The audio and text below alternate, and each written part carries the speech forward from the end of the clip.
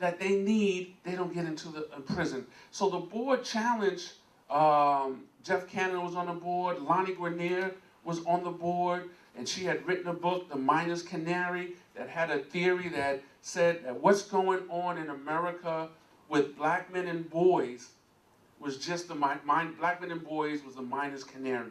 And the miner's canary, that metaphor, and what happens when in the mining days, they would send a canary out into the mines, down into the mines to see if the air quality was okay for humans to go in. So if the canary came back coughing smoke and they were like, well, it's not good for us to go down there. If the canary didn't come back, I mean the canary died. And what she was saying, she and Gerald Torres, who wrote this book, was what we see happening to black men and boys and all the disparities is not just about black men and boys, it's about the nation itself. And that black men and boys are just the barometer. The violence you may see, the achievement, disparities that you see is a foretelling of what's going to happen across America. And so the board agreed to launch a campaign for black male achievement, and it was launched in 2008. My mentor, Jeff Canada, called me at the time, and in my background, I told you I worked a number of years at the Harlem Children's Zone. I ran a mentoring organization in New York City, the Mentoring Partnership of New York, and we supported mentoring organizations. I worked in an organization called the National Guild of Community Schools of the Arts, partnering public housing communities and arts organizations. And I say this as some of you may have an idea what your career path is right now. In 10 years, it may be something totally different. When I graduated college, I sold textiles in the garment district for 4 years. And I don't have time to tell that story, but I was selling fabric in the garment district. And so in your career, you're going to be exposed to a lot, but you never know where you're going to wind up. But it has to do a lot with relationships, right? The person you're sitting next to right now could be the one that hires you or you hire to start a business or to come into their company. And so Jeff called me, he says, I don't know where you are with your career, whether you want to be a preacher or a publisher. I was working for my church at the time, but there's an opportunity at the Open Society Foundations. They're getting ready to launch this initiative, and at the time it was called the Campaign to Promote Opportunities for Black Men and Boys. The first thing I did when I came was change that name because it was too long. But it was a 3-year initiative, and we changed it to the Campaign for Black Male Achievement because the language was very important. The language was very important because we didn't want it to be marginalized men. We didn't want it to be the disconnected dads initiative. We wanted to have an affirming, asset-based name associated with black males. And just like we heard when we went around the room, our mind tends to think of the negative right away, right? But if we're pressed, and people couldn't get their arms around or their brains around black male and achievement in the same sentence. And so we're gonna go to the next slide before I go deeper into the campaign for black male achievement. Y'all know what that is, right? That's obsession. Anybody wear obsession cologne? No? That's old school, right? Okay, I'm gonna tell you that's what I wear. When I started this job, I went around, I began to talk to mentors because philanthropy was new. And when you're doing something new, you can't be afraid to ask for help.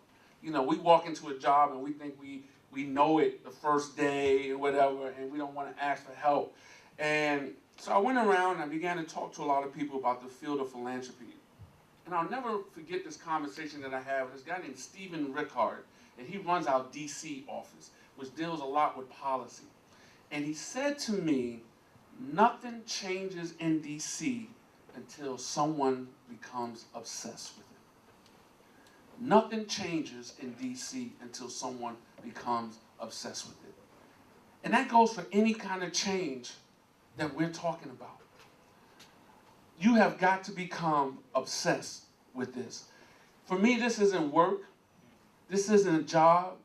This is calling. This is ministry. Was this man obsessed for equality? He was obsessed for quality. And I've worked with a lot of obsessed people. And you may have heard about the Young Men's Initiative that Soros, Open Society Foundations, and Bloomberg and the city partnered on.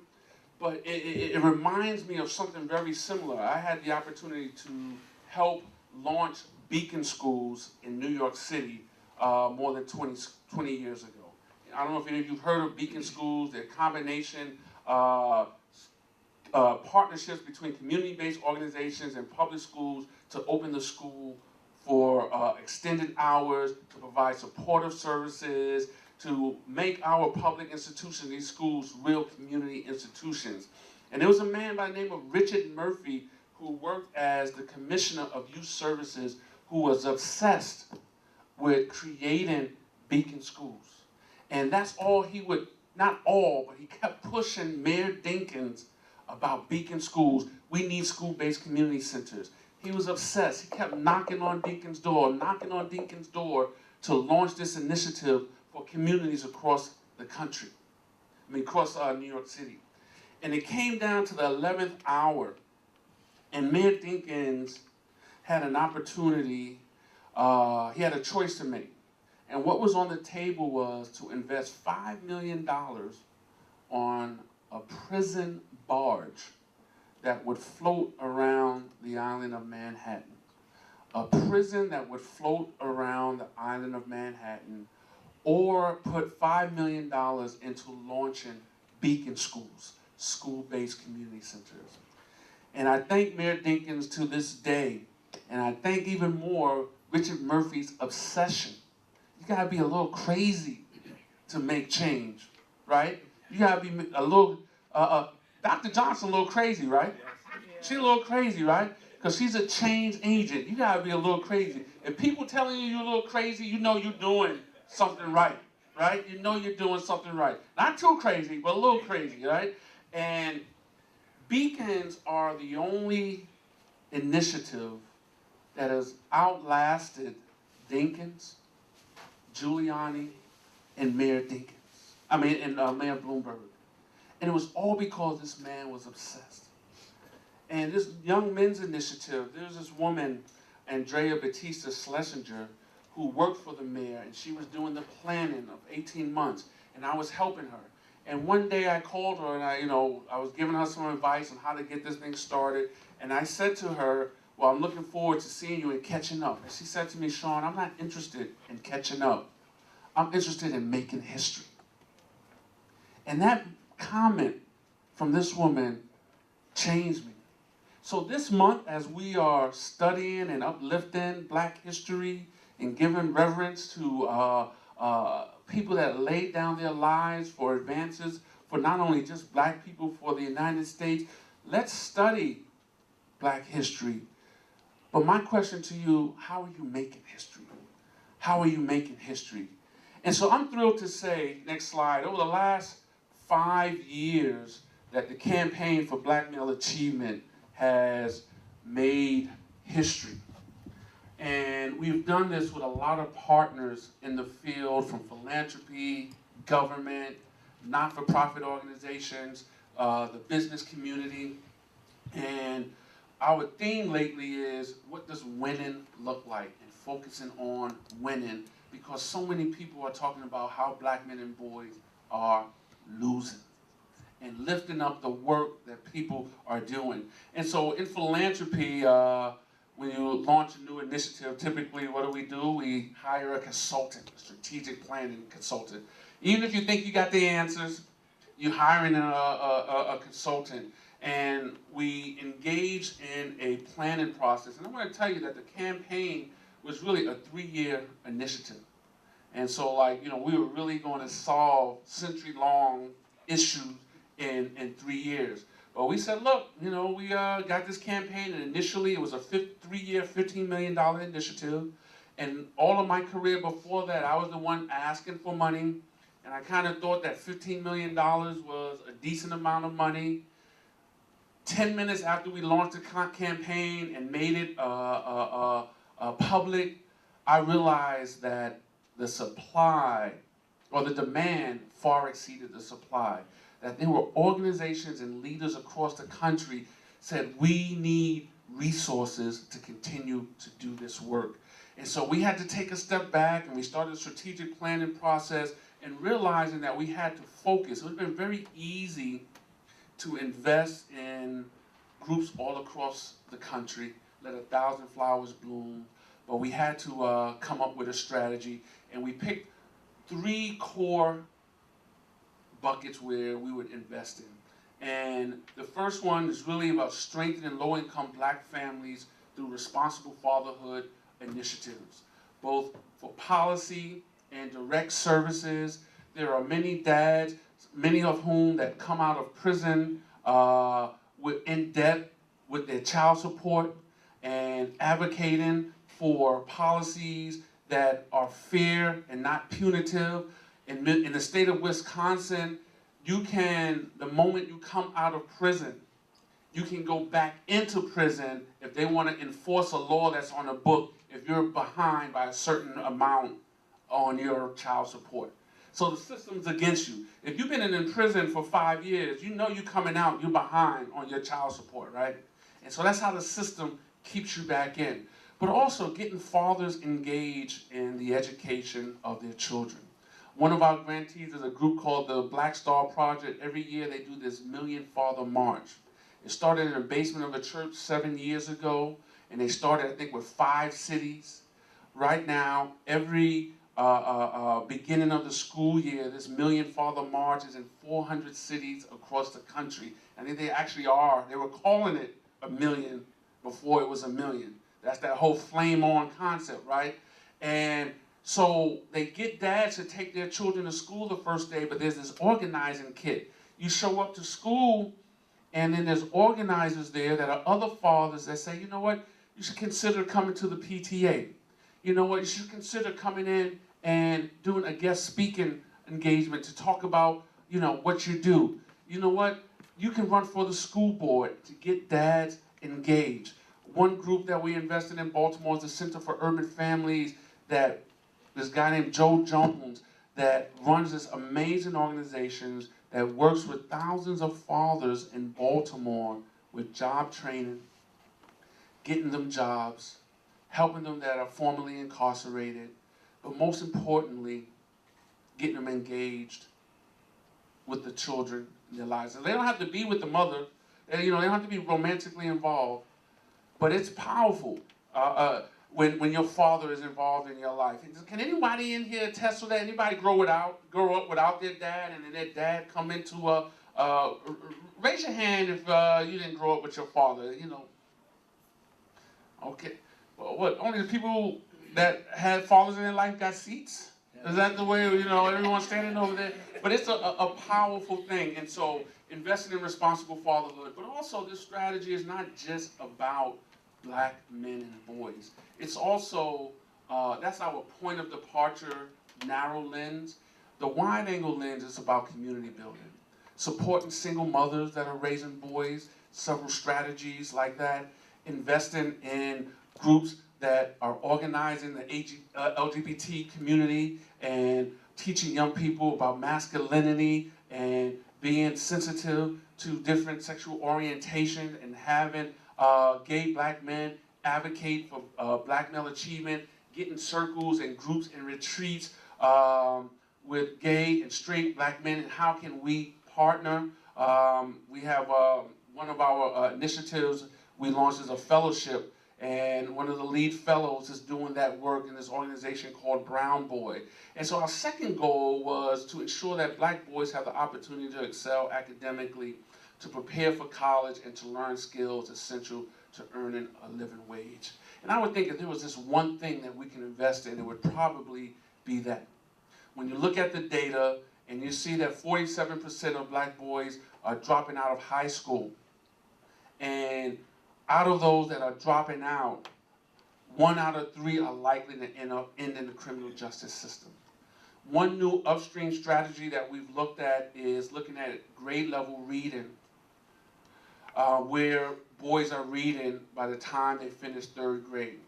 And the research shows that low-income black boys are reading at grade level by the 3rd grade only 12%. And whether you're reading at grade level by the end of the 3rd grade is a greater predictor almost than anything else than future success.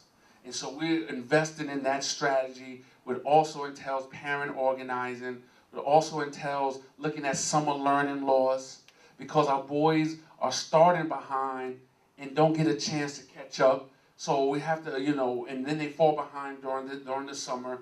And also looking at attendance and monitoring attendance data, because if you're not in school, you can't learn. The 3rd strategy is investing in strategies around work.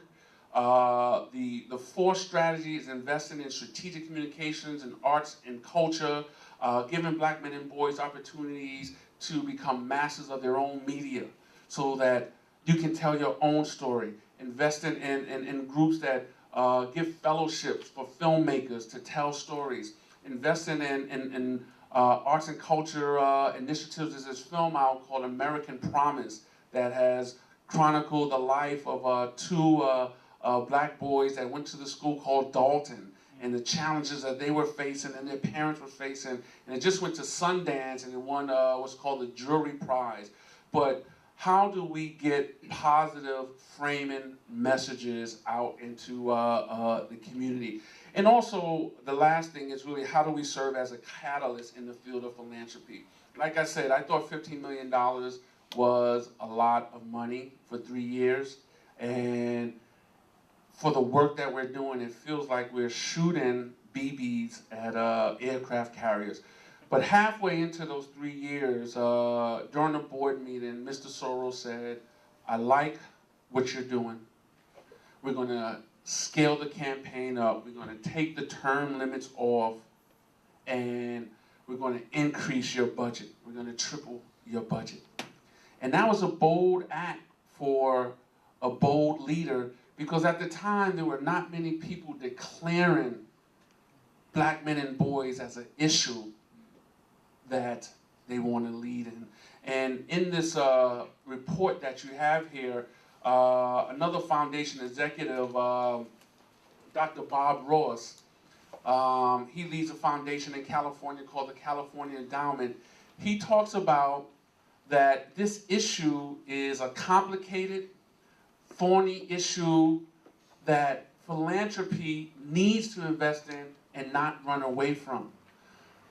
Jeff Cannon talks about, why do we run away from complex issues?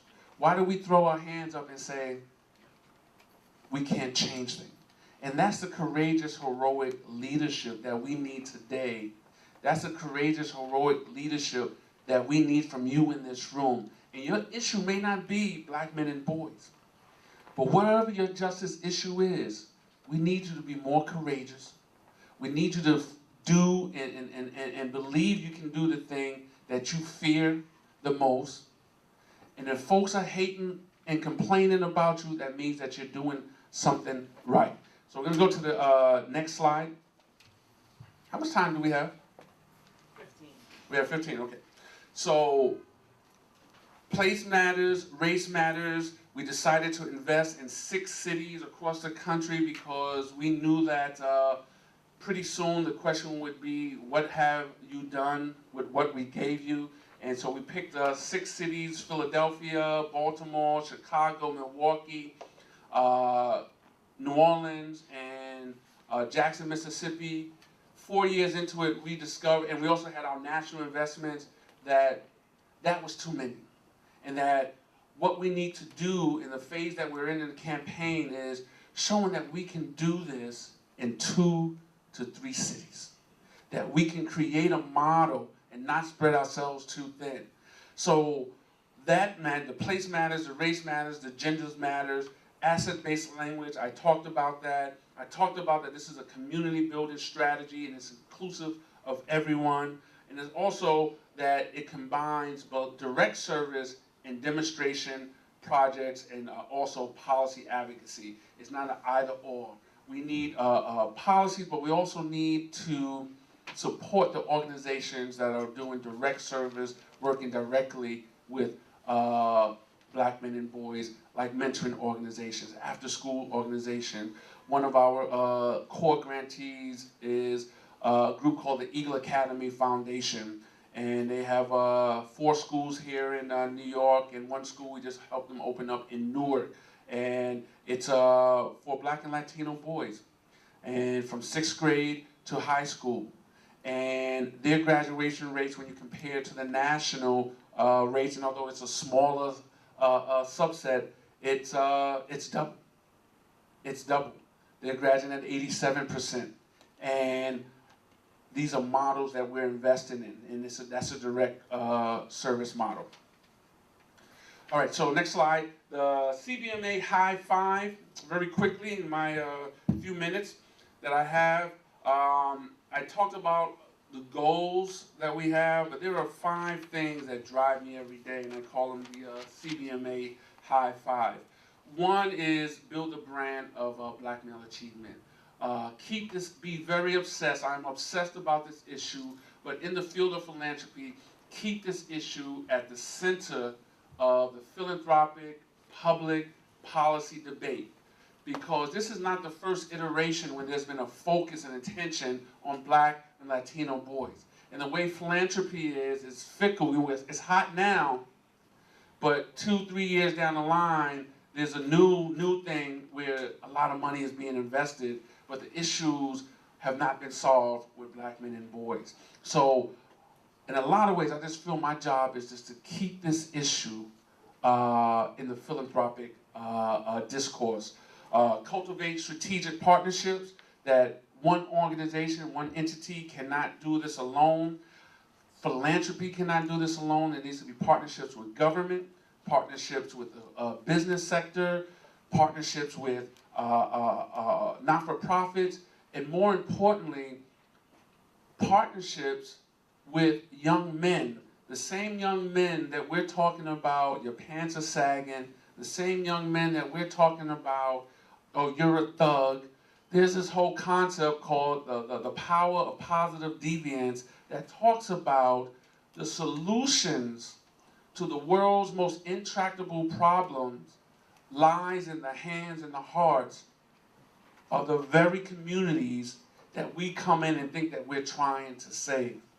And I had that superhero theme. We need more Teen Titans. I believe that my generation is not going to solve this. It's going to be the next generation. And that we have to invest and develop partnerships and have, how many times do we have convenings and meetings to talk about black boys and not one black boy is in the room? Everybody's 40 years, 35 years and older. And so we've been very strategic about investing in groups that do youth organizing and hearing from their voice. Number 3 from this strengthen the field through leadership development and organizational development.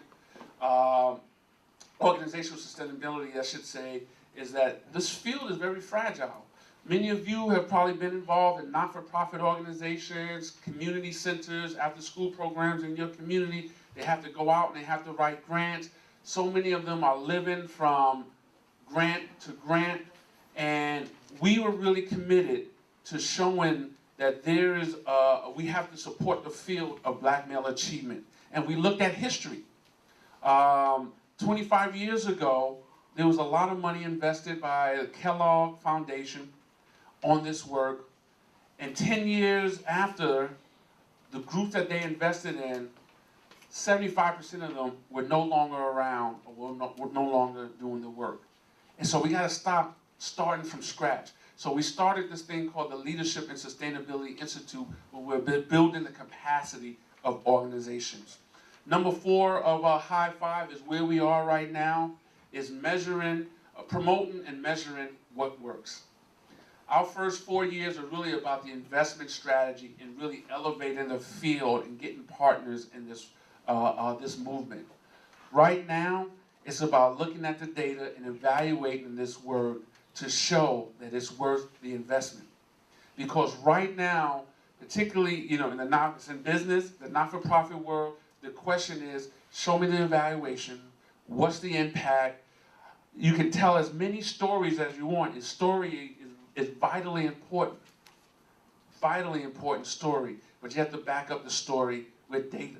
So all this year, we're focused on gleaning and bringing the data. Some of our grantees have individual evaluation projects that we have to show that this works. The last thing is sustain the campaign. And not necessarily the campaign for Black male achievement, but sustain this work. This issue is not going to be solved in a 3-year initiative or a 5-year campaign. In this report, George Soros writes in the afterword that this is a generational problem and it requires a long-term commitment. Next slide. So my vision moving forward is to transfer the campaign for Black male achievement to what I'm calling the Corporation for Black male achievement. And the Corporation for Black male achievement would be an endowed philanthropic social enterprise that can lean into this work for the long haul. And what you see here, you know, I keep journals, and last year I wrote down, this was a flame on. It doesn't exist, right, already, but I wrote in my journal, established 2012. That was a flame on moment. I said, I'm going to do this. I was saying it to myself in small groups of people for 2 years, and I said, I got to put it out there. And one night when I came home and I put my journal down, one son, Cameron, he wrote on there by Cameron Dove. And I saw that the next morning. I was like, wow, God telling me something, right? I got this vision for this campaign, this Corporation for Black Male Achievement, and my son, he don't know what it is, and he wrote his name on it. And my twin boys are a little competitive, and so when Caleb saw that Cameron wrote by Cameron Dove, he wrote Caleb, but what he did was put a little heart. He said, Daddy needs some love. He coming home stressed out, talking about work, and he gave some love. But it's really the work that I'm doing for their generation and for their children and for my sons. It's real personal.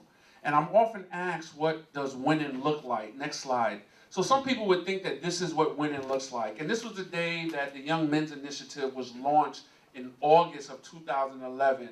How it happened in New York City, one billionaire, being our mayor, called another billionaire, George Soros, who's the founder of our foundation, and he said, will you match me $30 million to launch the campaign for Black male the Young Men's Initiative, and there was a tax levy of additional $42 million, and they launched the most comprehensive citywide, municipal-based strategy to support the outcomes for Black and Latino boys. History. And a lot of controversy. Many folks said, well, the mayor already had a Young Men's Initiative, and it was called Stop and Frisk. And we are investing in strategy. You know, we got an inside game, outside game, and we are supporting advocates against that. But this brought us to the table. But I would say, and so that's, every city doesn't have a $1 billion mayor or a $1 billion philanthropist that wants to invest in the city. So I don't really, yeah, that's what winning looks like. But to me, I think the next slide really depicts what winning looks like, right? And so we need more of that. What is that up there we need more of? Capital. More capital. And no, it's not more capital. It's more innovation. It's more courage. It's more thinking out of the box. And that dollar right there, let me tell you that dollar. It sits in one of my red journal on my shelf. My son Cameron sometimes has anger issues. And he was reprimanded one time, and he went up to his room, and he had his dollar bill in his drawer, and he ripped up this dollar bill. And my oldest daughter, Nia, who's the brainchild of the family, you know, at one point, you know, my other children were saying, well, when I would tell them to do something, they would say, well, Nia said. I was like, who's your father? And Nia came down, and she yelled at Cameron. She said, look what you did. You took that dollar bill as worthless. You ripped it up. It doesn't mean anything now. You know, why'd you do it? And Maya, my middle child, she's in the middle of superstar Nia, the cute twin boys, and we know middle childs kind of get lost. Maya, all growing up, This was Maya's first semester on the honor roll after struggling. Her first semester, 10th grade, struggling. My wife and I crying. But Maya picked up those pieces of that dollar bill, went and got some tape, and taped the dollar together, and came to me and said, Shawn, here, Daddy, here's the dollar. And that just struck me that she could think out of the box. We have black men and boys across the country that feel and are treated like that ripped up dollar, that have no value. And what we need is more innovation, more initiatives. Philanthropy is not going to solve this problem, that we need healing. And I'm a firm believer that we can put as much money in communities across the country that we want, but if it doesn't come with the healing and the revival of hearts and minds and souls, all that money is not going to mean a thing.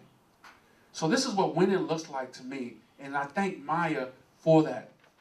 Also, what winning looks like to me, my first hero is Muhammad Ali, and that's what winning looks like to me. And Muhammad Ali shocked the world when he knocked out Sonny Liston way before most of all of you were born.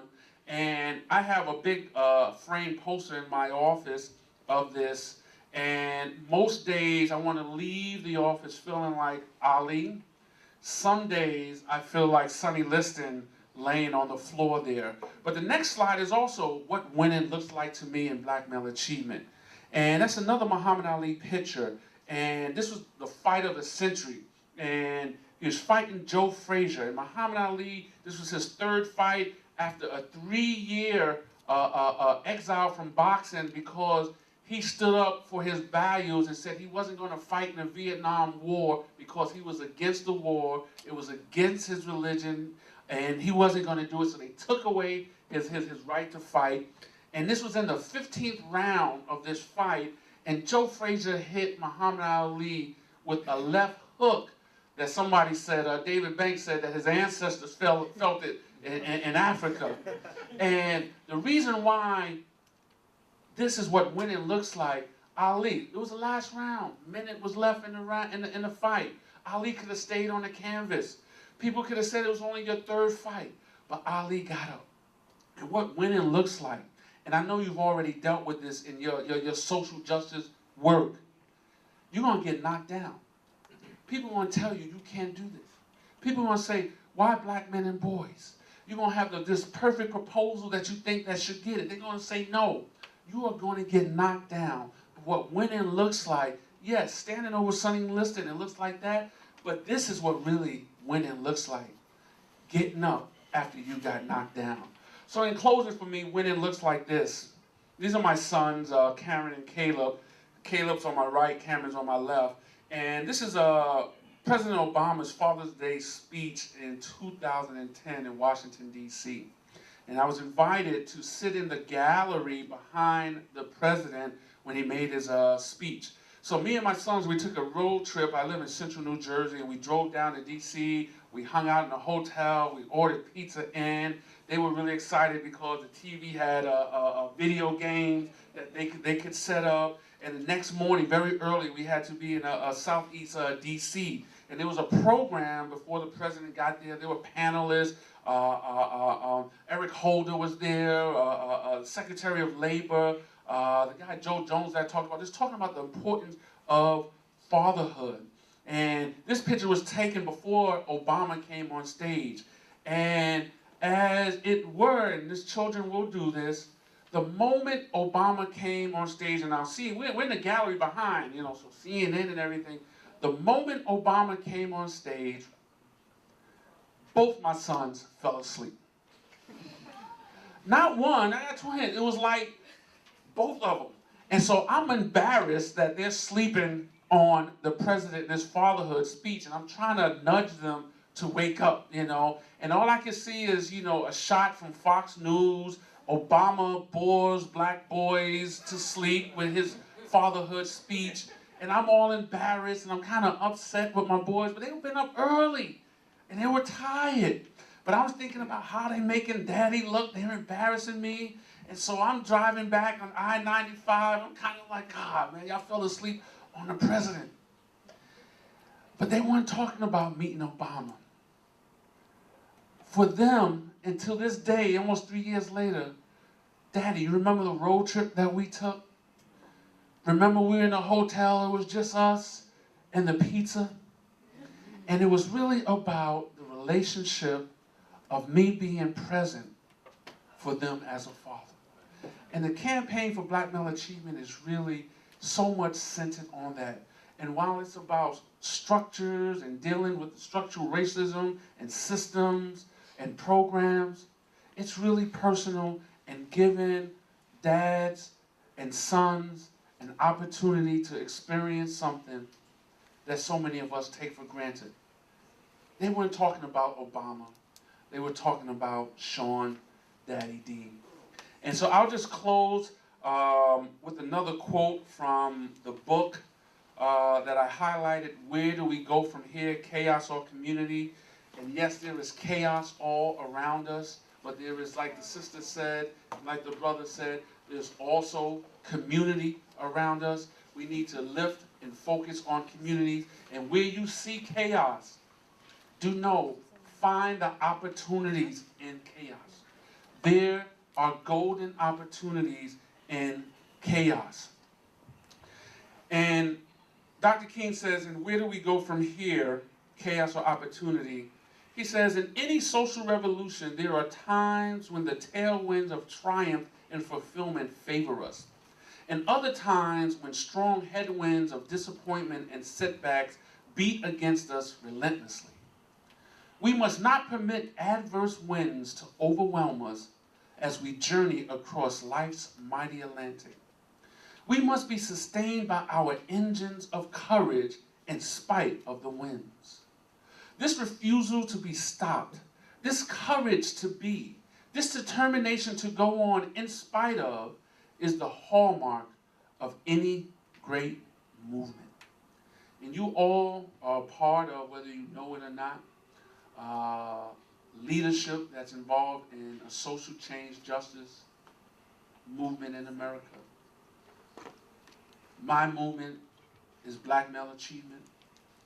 Your movement might be mass incarceration. It might be LGBT rights. It might be education reform. But I encourage you all to assume that obsess quality in the work that you're doing. When you get knocked down, get back up.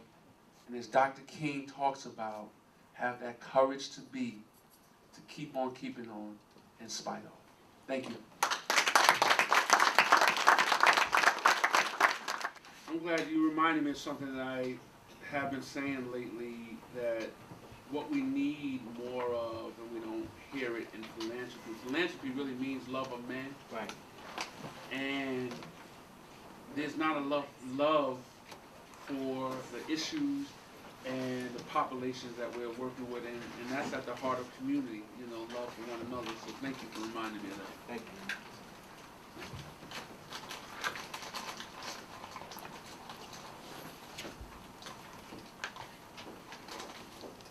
You can feel free to ask him. I always have a lot of questions. I'll just text him my questions.